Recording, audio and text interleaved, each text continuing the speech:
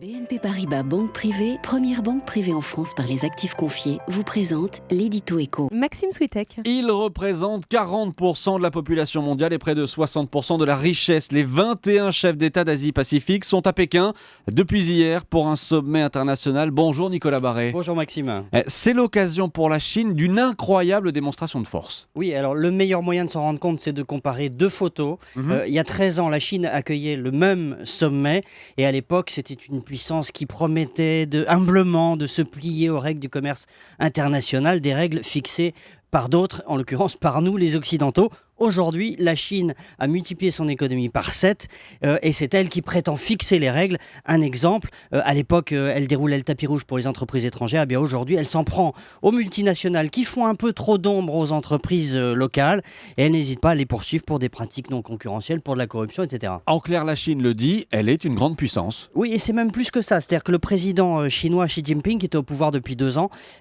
poursuit une espèce de stratégie de domination. Il pousse le nationalisme économique sur fond de renouveau chinois.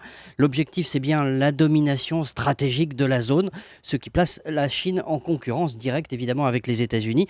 Ces derniers mois, d'ailleurs, toutes les entreprises technologiques, surtout américaines, ont été visées par les Chinois.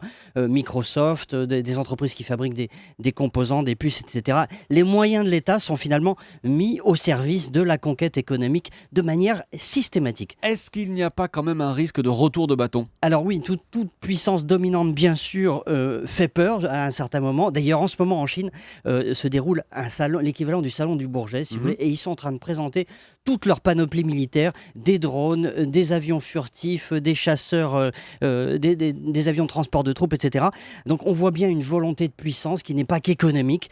La nouveauté, c'est que cette puissance s'affiche sans complexe, avec force, et c'est la marque du nouveau président chinois qui est obsédé par le renouveau de son pays. La Chine bombe le torse. L'édito éco de Nicolas Barré, directeur de la rédaction des Échos. Merci Nicolas, à demain. À demain.